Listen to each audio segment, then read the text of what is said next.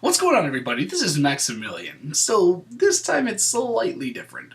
As it turns out, I did the entire live commentary for this super long sit-down session of mine, and then immediately realized as soon as I was finished that I hadn't actually started recording. And oh man, was I ever happy. I was ecstatic that I had to record the entire thing again. A second time. For 30 more minutes. But we're gonna do it again. So, this is not actually live, so to speak, because I have already saved the gameplay. There is no way for me to reverse the game state and go back to a previous save. But, stuff happens. Besides, it's not like I'd want to revert this save anyway because, there are reasons why I would want to. Because I did kind of blow it once against the gym leader, but only once, so it wasn't terrible. But I also managed to find an Abra, and I did not feel like letting that one go. So I kind of stretched the rules just the littlest bit. The littlest bit of stretching occurred. I immediately went and beat a gym leader in the same episode. So I suppose, technically speaking, I didn't break any rules, but you know what? No, that's all good. Cause it was an Abra. What would you do if an Abra walked up to you and said, "Hey, catch me, please. I'm just gonna wait for you right here, for you to catch me." And yeah, I didn't want to pass up the chance either. I know I already have a Psychic type Pokemon on the team in Ralts, and I've been working on level grinding him in this episode. I think we got him up to like level 11 or something. But you know what? It's a freaking Abra. That thing's gonna be insane when we beef him up. So I figured it would be the good third choice for the party. Yep, it was a good third choice. So I'm gonna try my best to reenact the commentary, so to speak, as it was when I did it live. It wasn't the most fantastic thing, but I did happen to get a little bit wild up and rowdy. And I know sometimes you guys tend to like it when I have my moments of just bursting out and screaming into my microphone, or fist pumping and such. So I'm going to do my best for you. So, I'm just gonna level grind this Ralts over here. Why don't I try and get this guy to the point where I can actually, fight Pokemon with it, because Combustion's just going to get way too out of hand if we ever keep, fighting people with him and such. Like, he's already at level 20. I can pretty much just one-hit anything in the game. And as much as it pains me to have an ace in the hole, because you know how much that kills you on the inside, to know that you can just kill anything in one hit with a Pokemon. But I would much rather be able to use Ralts now and diversify the team that I have going on here.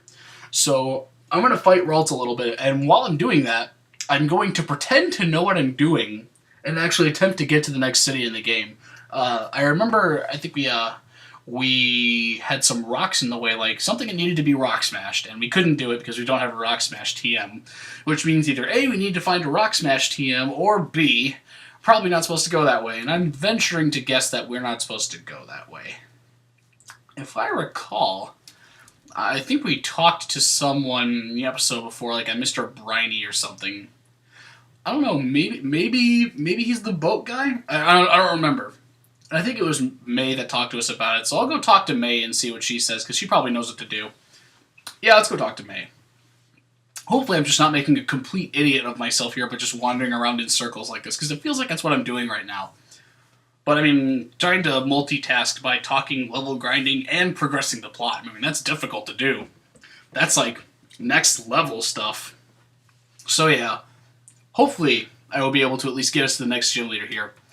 In fact, we're going to sit down until we do. I'm going to get us to the next town, so help me, even if it takes me a really, really long time, because I don't know how long it's going to take me. But you guys will get a long episode out of this in the event that we do. So, you're going to enjoy it.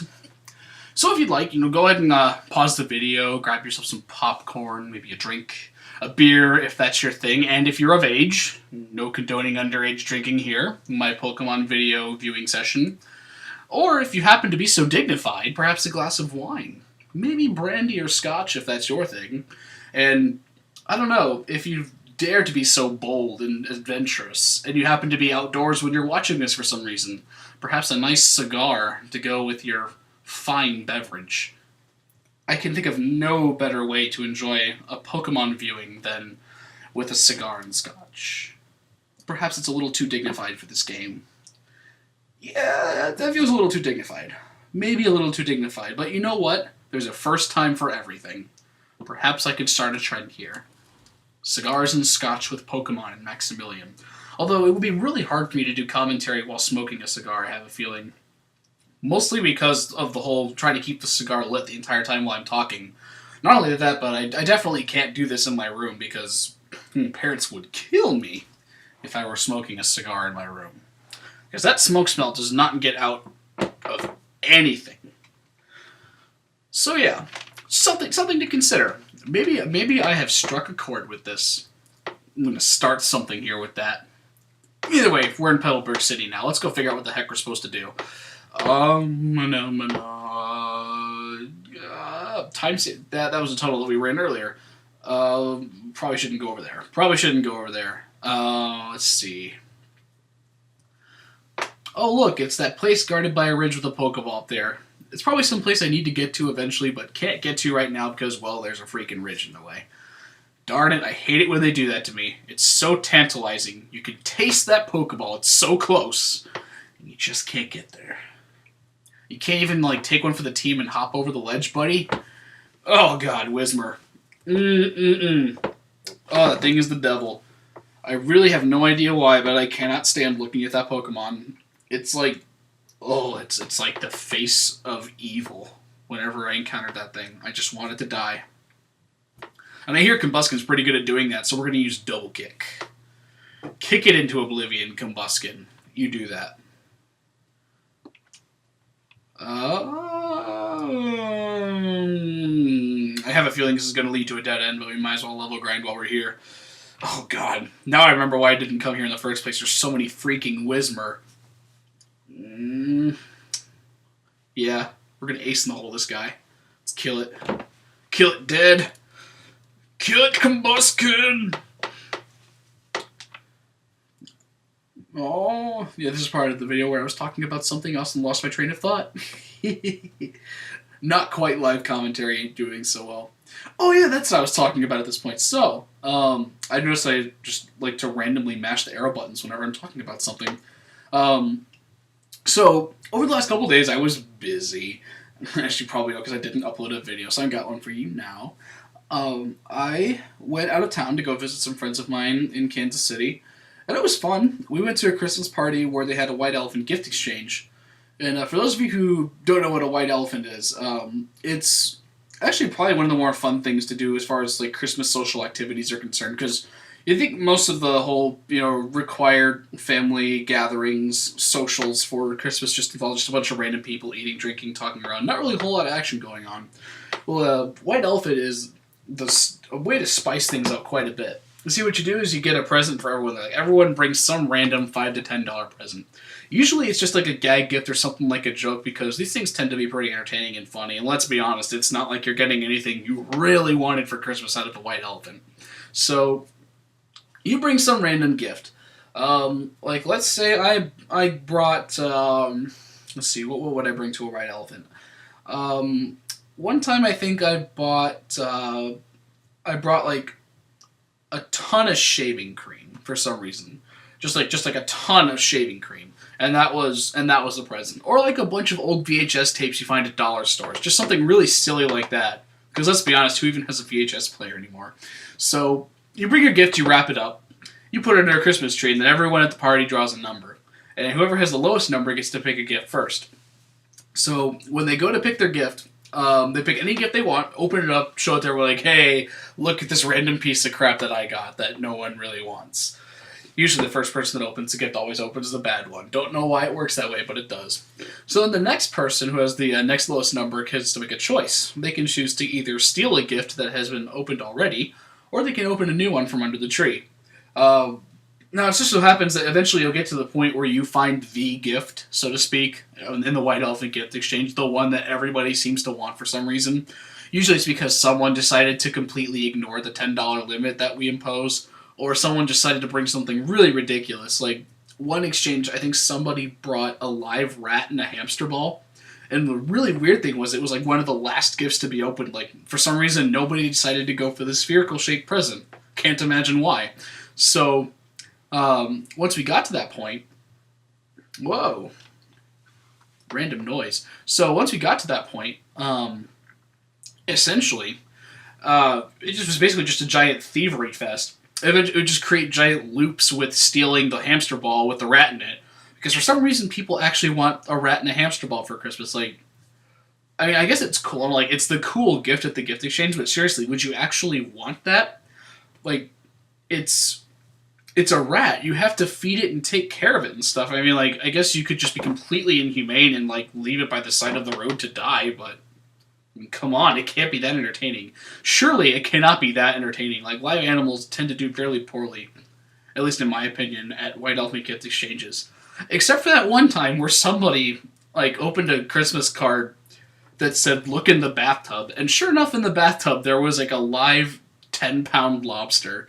And everyone's like, "Oh, crap, I want the lobster." Because, let's be honest, that lobster's not going to be a pet. That thing's alive for maybe the drive home.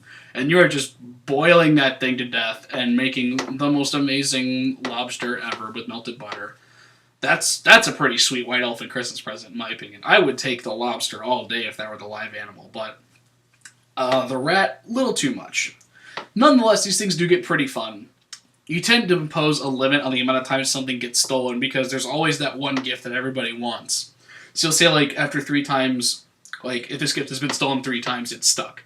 This is, whoever has it now just has the gift, just for the sake of actually keeping things moving along, because otherwise you just get loops of people who refuse to be the guy that gets screwed. So yeah, it was really fun. And I also went to see The Hobbit with Taylor. That was cool. Except for one thing. Fandango screwed me over. So, about a month ago, I booked the tickets because I figured, well, this is The Hobbit. Everyone and their mom is going to want to see this movie, so I should book my tickets now. There's 2 theaters that are actually close by to me that we will frequent. One is called the Galaxy, one's called AMC. The Galaxy tends to be better. I like it better, and it's also not as expensive. So I booked my tickets there because that's the one we always go to. So Taylor and I got our tickets. I booked them for the Galaxy, and I got the confirmation from Fandango saying, "Okay, sweet, here's your tickets." Didn't even think about it because it was like a month since I booked them.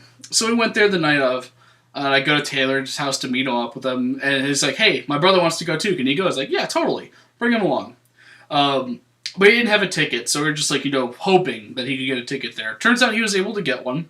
The one theater that actually wasn't sold out was the one we were in, because I decided to book non-3D tickets, because 3D bothers me for some reason.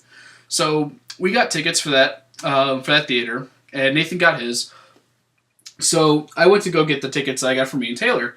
I walked up to the counter and said, "Hey, here's my confirmation number. I have some tickets reserved." And the lady at the clerk's like, "Okay. No, these tickets aren't for this theater. Like, what are you talking about? I confirmed these a month ago." And she's like, "They're actually reserved for the AMC, which is just up the road. But they're both in Chesterfield." So Fandango booked tickets for the wrong Chesterfield theater. So I had to pay for my tickets twice because Nathan already got his ticket. Bummer. So yeah, I had to pay a lot of money for my movie ticket, to say the least. But it was still a good movie. I enjoyed it. It was a lot of fun, because I don't get to see Taylor that often, so that was pretty cool. Yeah, other than that, I'd say just don't ever book your tickets online unless you do it recently, because it seems to me like I just have the worst time with booking tickets online. Maybe I screwed that up, I don't know, but I swear I booked those for the right theater. Like, I checked it and rechecked it, and hey, Mr. Briney, that's where we are at this. Let's see, I have a letter bound for Dewford. Yes!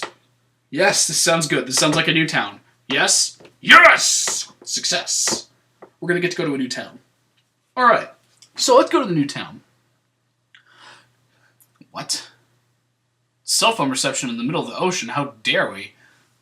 Oh, come on. Come on now.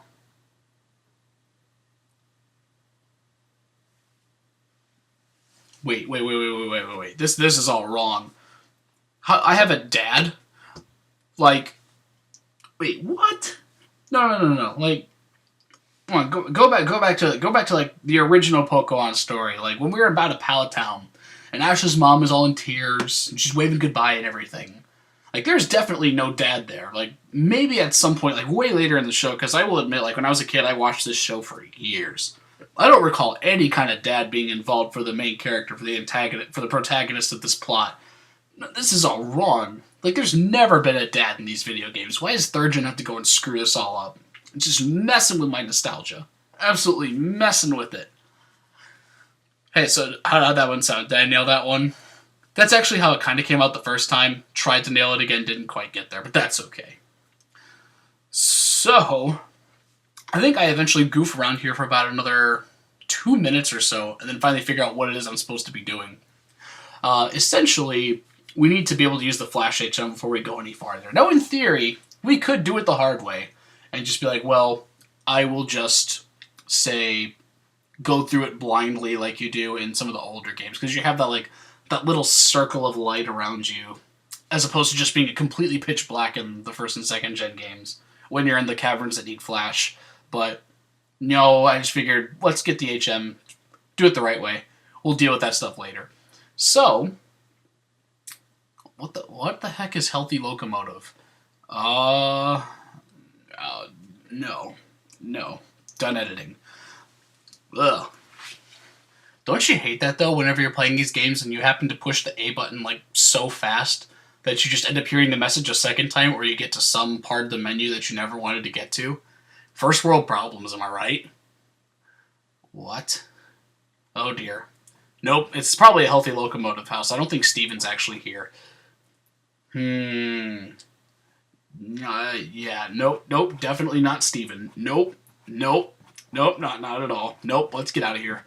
This is not the right place to be. Let's try you. Well, at least it's a trainer. Confusion is super effective, right? Not that much. That's okay. We have an ace in the hole. Go ace in the hole. And I'm pretty sure for some reason I just used Ember here. Or no? Am I gonna? Oh, I double kicked it. I eventually decided to double kick it. Okay, good job. Good job. Not completely stupid. But yeah, when you're trying to talk and play the game at the same time, it's amazing what kind of stupid things you will do. On the bright side, though, Ralts is growing to level 8, soon level 9. Soon he'll be able to fight on his own and kill all the Pokemon for me with confusion. Oh, won't that be the day? Oh, more trainers. Oh, darn. More people I have to beat up. I love it when the fishermen throw out Magikarp, though. Just free money. It's basically the best way to put it. They are literally paying me to kill their Pokemon, and there's nothing I can do about it. That's right, Ralts. You fought long and hard for that, but you earned it. Now, surely I should be able to kill this level 7 Tentacool with confusion, right? Right. Nope. Supersonic. Freaking supersonic. That move needs to die. Freaking hate supersonic. And I'm poisoned. Just ridiculous. Stupid. Guess it's time for the ace in the hole, because I'm pretty sure I don't want to use an item here. I'm still holding to my 1 item per battle rule. Totally holding to that. But at the same time, I'm also attempting to, like, preserve the amount of items I've been using, because I think I started to get a little bit too liberal with these Oran berries at some point in the game. Gotta conserve those, even though I can't use them terribly often. It's just nice to be able to heal your Pokemon and not have to go back to a Pokemon Center, you know? Because then you get caught up in a whole Nurse Joy and you push the A button too fast, and first world problems happen. First world problems. And poor Ralts is going to die no matter what we do, so dead. Probably should go back and heal him first. Then we'll go spelunking. Spelunking. That'd be a funny word. It'd be a very funny word. By the way, I just happened to notice something when I would, like, just in, normal conversation, I'm recording this the first time. Do you guys just, like, happen to have, like, reference ADD, so to speak? Or, like, all of a sudden you're in the middle of a conversation and then something, just, could be anything, reminds you of some random reference or quote. And all of a sudden you just have to suddenly quote that. Like, let's see. Now, this is going to be really hard to do if I have to think about it. It's going to happen at some point later in this commentary, I promise. But, yeah, I'm just going to point out the fact that, so now you know. Yeah, I just didn't know how to end that one there.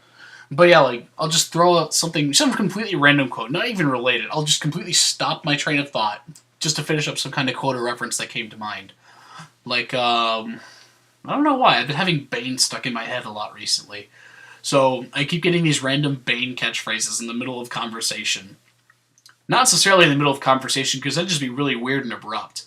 But I think the first time I started recording this, I started going through a bunch of different movie quotes, because I've been watching a couple random movies while I've just been goofing off and doing other things recently.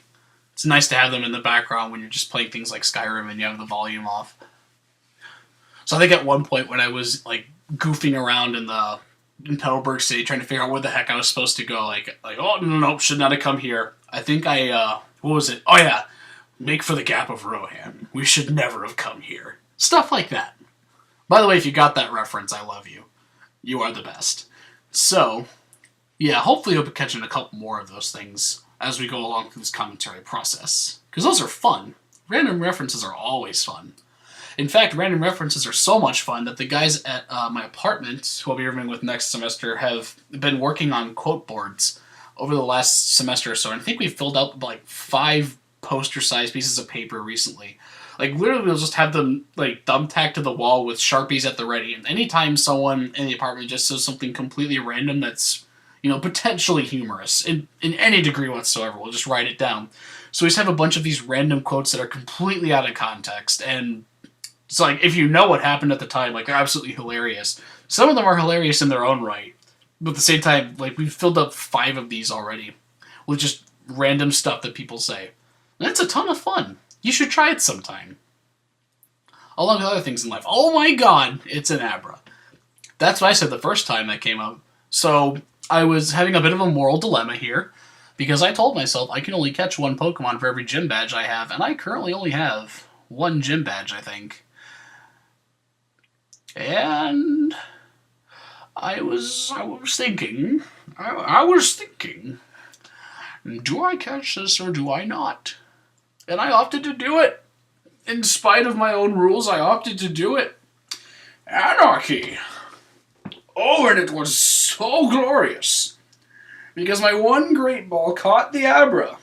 The Abra that will save Gotham. Oh my god, I can't get Bane out of my head. Oh, I've been watching The Dark Knight way too much recently. So, yeah, that's what happened. I ended up saying, okay, well, I will get the Abra and I'll fight a gym leader. I will just go and fight this gym leader right now to make up for the travesty I've committed. So yeah, the gym kind of works like a cave that's dark and you need flash for, except every time you beat somebody, you get a little more of a viewing window. I have no clue how that would actually work in real life unless you just have some guy holding a spotlight at you, which would be super creepy. Probably would not even go to that gym anyway. But yeah, Brawly's got fighting-type Pokemon, which is sweet, because we have Psychic-type Pokemon, and, Combusken's just a bro. He takes him down anyway. Speaking of Combusken, what would I nickname my Combusken? Because I know if I would nickname my Ralts, but I didn't. I would have nicknamed him Larry, and I stand by that. Actually, I would have nicknamed her Larry, because it's definitely a female. What would I name my Combusken? Because when I look at Combusken, the first thing that comes to mind is he's a total bro. Come on, I'll pull him up right here really quick at this fight here. Now, yeah, Combusken's a total bro. He's got the Hollister pullover thing on right now with some goofy hat. I guess that's what the feathers are for, and the Abercrombie skin tight pants on his legs. Yeah, he's a total bro. So, what would I name this guy? I was thinking something along the lines of Brochacho, Edgar Allan Bro. We can't name him Brosidon because he's not water type, and that just wouldn't make any sense. But then again, when does Larry make sense with the female Ralts either? Brobuskin just doesn't seem creative at all. What was that other one? Bromageddon. Bromageddon would be very fitting. Brosif is a classic, but nonetheless cliche, so I'd like to avoid that one if at all possible. So if you had to nickname my Combuskin some variation of a bro pun, because it has to be a bro pun. He's a bro. I have declared it, therefore it is. Let me know. Leave a comment below and let me know what you would nickname my Combuskin. Because he's a total frat boy. Question is, what frat would he be in? I don't know. Probably something to do with fire or pyro. So if we did pyro, we could do pie. We could do pyro. Oh god, that was a Greek pun. Man, now you know this commentary is getting long because I am just completely losing it. Alright, so that was facial hair. Yeah. We're going to get to this gym leader very quickly. But first I like to fight all the people because, experience points are awesome. And I like to level grind my Ralts a little bit. And my Abra for that matter. But I think I'm going to save him for the gym leader. Now, I could have cut out the part where I just so miserably failed against Brawly the first time, where he just, super potioned me to death, because quite literally that's what happened. He super potioned me to death, and you'll see it later. It was an absolute travesty, and I petitioned it to the Board of Governors, and they declined my petition. I was upset. But I screwed up. I got greedy. I wanted to level grind my Abra a little bit, because, Ralts had been getting all the love. Combuskin had been getting way too much, but, he's my ace in the hole. He gets lots of love, because he's my ace in the hole. And Abra needed to catch up with the rest of the team. So I decided, you know what, Abra, let's get you a little bit of experience. Let's get you in against the big guns. And it turns out that this wasn't such a good idea. So Abra promptly died. And when the ace in the hole came in to save the day, he had to take a little bit of damage here and there, and somehow managed to get himself killed. Yeah, it's unfortunate, but these things happen. These things happen. Why do we fall, Bruce? So we can learn to pick ourselves up. God damn it. Freaking Dark Knight. Alright. As awesome as that movie is, I really gotta stop quoting that now. Yeah. By the way, my name's not even Bruce, so it doesn't even apply here. Nope, doesn't even apply here. Bad job, Max. Bad, bad, bad, bad, bad. So, I'm assuming that you guys like seeing lots and lots of Pokemon, but I'm going to try and shorten the sittings from now on. I figured I'd give you an extra large helping to, so that way I could, technically unbreak, or not unbreak, yeah, sure, unbreak my rule that I broke. But I don't think I'm going to be doing the marathon sittings for too long again. Unless you guys like this, of course, because, that's fine. I will totally do it, but, every time I do this, you need to remind me, call me up and say, hey, Max, seriously, don't forget to start the recording and hit the record button whenever you do actually start your commentary, because that would be sweet, not having to do it all over again.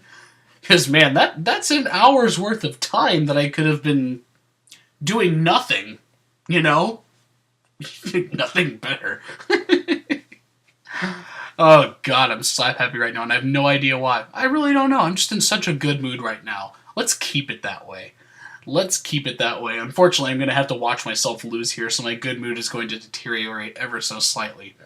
So, yeah, I think he gets karate chopped super hard off the bat here, which was not fun, because that put a dent in his HP. A Harvey dent. Oh, shit. And, so Combuskin was able to take care of the first few. No big deal, because, he's Combuskin, and he has Peck, which is not the strongest move, but is nonetheless really effective against fighting-type Pokemon that are lower level than you. So I tried to get greedy again, and of course, because his Pokemon's way faster than mine, he's going to throw out a super awesome attack while I'm trying to bide my time here and give a little bit of health back to my Combuskin, my Brobuskin, which took a little bit of damage earlier in the battle. Turns out this was not the smartest move. Yeah. Focus punched. Focus punched into oblivion. So now I have, it's not like Abra was going to do anything else anyway, but we lost a portion of our team, and so now I'm down to Combuskin and Ralts. So Combuskin is able to clean up most of the damage here, but freaking Super Potion. Holy crap, Super Potion. And the weird thing is, like, I don't know if maybe it's just because that first turn of waiting for Focus Punch is, like, super high priority or something, but I didn't get the Time Walk that I normally do whenever they, like, use an item on them and you just get to attack twice in a row. Like, I don't get why that didn't happen. I don't. So, I go in fighting Makuhita thinking, okay, sweet, he used his one item, he probably doesn't have any more. Let's peck him to death. And, of course, he's like, aha, Vital Throw you. Somehow have the defense to take care of that. And I'm thinking, okay, he's low enough. Ralts, you got this, buddy. Totally got this. But no. Super Potion to death. This confusion is not going to get me terribly far. I mean, I get to use it twice in a row, but of course Makuhita is just going to kill me in one hit no matter what. He's just way too high level. So I lost, like, oh dear, probably 8,000 Poke Dollars. Then I got a freaking phone call to just piss me off after I'm not in a good mood from losing that battle and just had to waste my time. Gosh, this Pokénap thing is starting to annoy me. So I go back to exact my vengeance. And this time I'm in the zone. We're going to play this super tight, not going to get really greedy at all here. We're just going to throw that ace in the hole at him super hard. He's going to go all 9 innings. He's just going to wreck him. And just to be safe, we're going to throw an Oran Berry on there. Although I'm pretty sure I'm not going to need it. So, Combuskin time. Here we go. Let's see what happens when we do this the right way. So, here's Brawly, the completely undersized for his name, Brawly. Peck, critical hit, dead. There goes Machop. Sweet. Probably the one I cared about more than any other, although Vital Throw is probably pretty effective. It does do a lot of damage, although it's probably more than Karate Chop. Yeah, probably more than Karate Chop. I just really hate getting Karate Chopped. So let's kill the Meditite. Surprised he didn't use the Super Potion there, but you know what? Whatever. Not my prerogative. So he's going to go ahead and use Makuhita here. I'm going to keep using Peck, because, you know, Peck is awesome. And he's got, like, some kind of berry here. That's right, this citrus berry. And Peck critical hit, dead. Yeah. That's what happens when you just go with your good guy. Should have never doubted you, Combuskin. I don't know why, man. It's all my fault. I'm sorry. I'm sorry I didn't believe in you. But I believed in Harvey Dent. Okay. And I get a TM that I can't use in any of my Pokemon. Sweet. But at least I can use Flash. So that's going to conclude our episode of Marathon Pokemon, breaking rules, unbreaking rules, beating a gym leader, and the Dark Knight references and puns. Oh dear. It's been a long one, but I hope you've enjoyed it. Thank you all for watching so patiently and so eagerly. I really do appreciate the fact that you decided to tune in. We hope you enjoyed your stay.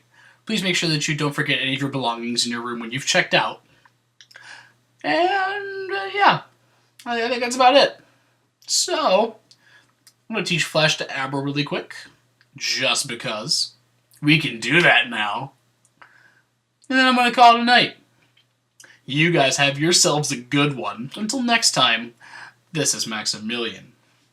See you later.